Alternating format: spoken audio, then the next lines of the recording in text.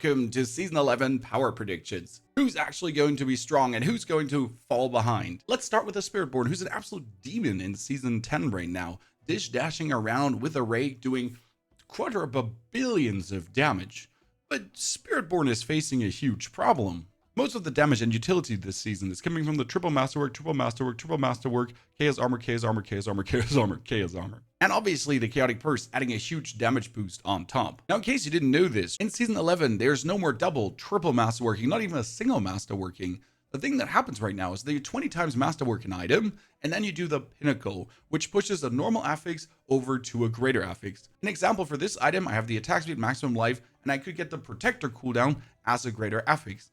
It will still be less than double or triple masterworked. Now you're gonna say, but Pony, Spiritborn worked in season 9 and we didn't have chaotic powers there. That's correct. Spiritborn was actually absolutely dominating here as well. The problem about this domination, the high pit finishes, was that the Jaguar Spirit Hall was bugged. And double dipping damage wise, especially with the Jaguar Spirit Hall potency, and then triple masterworked on that Mystic Circle potency, Mystic Circle potency, Mystic Circle potency. Yeah, you see where this is going. However, there's light at the end of the tunnel. We know that Eagle, that Evade, is actually strong without much to it. But that's gonna be maybe one of the only playstyles left to evade Spiritborn around. And that's awful on high pit finishers. Spiritborn 100% taking a huge hit to its potential power. Then we get Druid, which is currently our number 2. For Druid, we have the Pulverize going crazy, and the new amazing Ravens, absolutely bonkers. There were more builds like boulders, and you could claw your way around, really speed jumping throughout the dungeon. Many things work on the Druid. And the good thing is that we still have the Rotten Lightbringer. Even if you don't have this as a piece of chaos armor, you're going to be doing obnoxious amounts of damage already. In Season 9, Druid was doing the same without chaotic perks, right? We had the Pulverize just absolutely smashing it. However, there's a change to Grizzly Rage coming, and we don't know how it will play out so far. Currently, Grizzly Rage gives you a 40% damage bonus with another 25% on top. That's quite nifty. The changes now are stacking duration is no longer part of the ability, and cooldown doesn't start until the ability ends. You're still extending the duration with overpower, so that's kind of fine, but we can't go for the super ultra long duration anymore.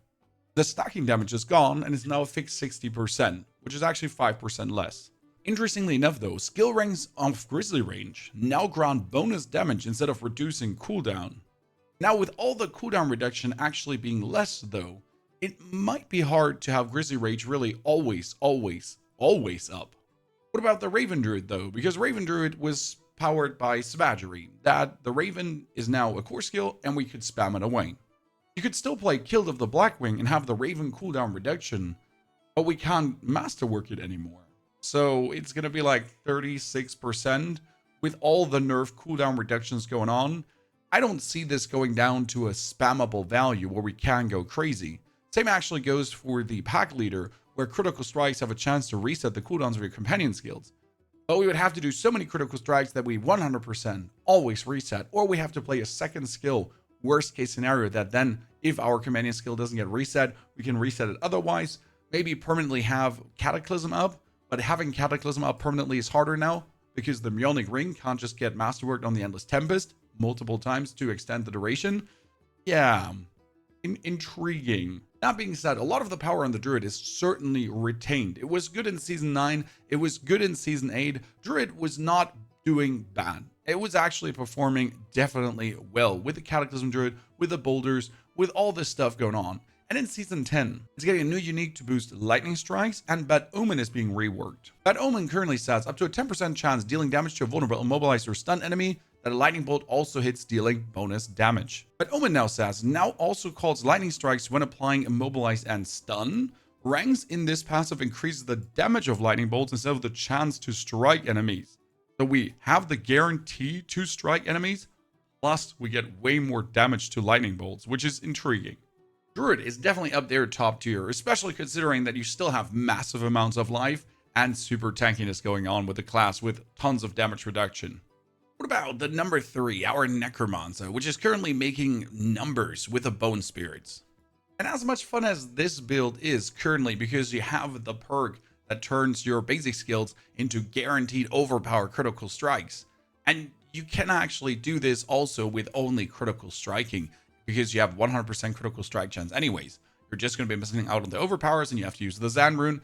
So the build kinda could still work. The big problem will just be getting your Bone Spirit to a proper cooldown, because we need to get the Bone Spirit down to 7, 8, 9 seconds cooldown. And for that, we also use rapid ossification, which we can't double or triple masterwork anymore, as we cannot multiple masterwork our cooldown reductions on different items. And we got to rely on greater affix left, right, and center. That might actually get tricky and makes the Harlequin Crest a better item than ever. And Harlequin Crest was always good, but now it's returning with that huge cooldown reduction value that is nowhere else anymore happening. What about the Blight build though? Because that one was doing numbers on Necromancer in Season 9. You were spamming Blight, you were triggering Shadow Blight like crazy, super critical strike chain explosions. Problem is that build relies on Reaper's Pursuit, and many ranks in Reaper's Pursuit. And for this, you get yourself the Eben Pierce Amulet with a greater affix to Reaper's Pursuit, and then you try to masterwork it 3 times. Now we can only get it as a greater affix. So basically, the normal ranks without masterworking a single time are looking at 5 instead of 14. And as a greater affix, I think we're sitting at 7. So that's 7 more ranks instead of 14 more ranks. And each rank gives you 2% more damage. That's a lot of damage missing, especially because the damage is per darkness skill in your skill bar, and you can get 6 darkness skills in your skill bar. And now you're missing, half your damage, and you don't have any perks to actually boost that further up. Now, not everything is doom and gloom though, because we got minions actually rising up again. First, we're getting a new unique called Grave Bloom. It's a one-handed mace. It gives us Golem Mastery ranks, which can be greater affix. The Golem hit twice can be greater affix. And it makes our 1 Golem now be 3 smaller Golems, which makes the aspect of Fell Gluttony look mighty juicy, because you're going to have your Golem erupt, boom, for bonus damage after the boom eruption. And now you have 3 smaller Golems erupting at the same time. We actually did try a build out with 1 Golem already, in kind of like nerfed with not too many masterworks, just like basically trying to make it do something. And it worked quite well. Obviously, I cannot simulate having 3 smaller Golems. I do believe Necromancer should be in a fine spot, especially leveling wise. Even if you start with 1 single skill point, you still have your minions, and leveling is going to be fun.